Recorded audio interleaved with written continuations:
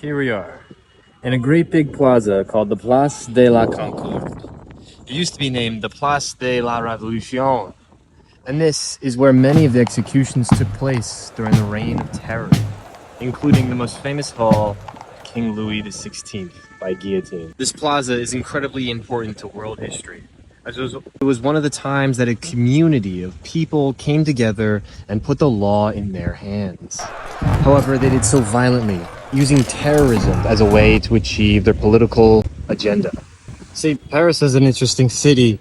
They had specific city ordinance to not build buildings higher than a certain height, which gives it a very flat feeling with the lack of skyscrapers dominating the skyline. Aside, of course, from the Eiffel Tower. Next up, we visited the Musée des Louvre. This is the world's largest and most visited art museum in the world, home to the Mona Lisa. And it was once the original palace for the French monarchy before Versailles was constructed. So here is the Grand Palais. It was built for the World's Fair at the change of the millennium in the year 1900, where people from around the world came to see and marvel at the French achievements in science, architecture, and industrial power. However, this museum stood in a staunch contrast to many of the places under France's imperial control, which had nowhere near the Means of production. resources, wealth, or development to achieve a building of this composition.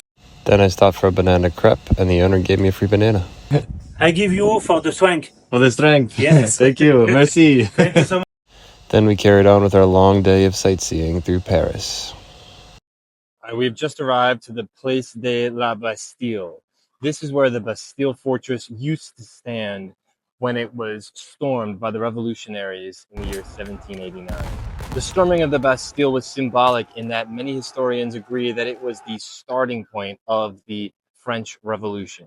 And during the revolutionary years, the fortress itself was taken apart brick by the revolutionaries, and in its place became a public square.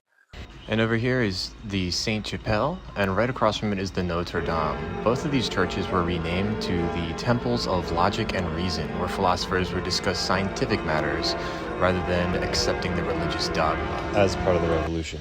So after a long, hot day of sightseeing around Paris, we finally decided to leave the city and make our way to our campsite for the night. All right, and just like that, we have left Paris, and we are in a national park now, and we have about 2 hours before sunset to find a campsite. And we made it to a town named Servan, got a nice big pizza for ourselves, and found a place to camp.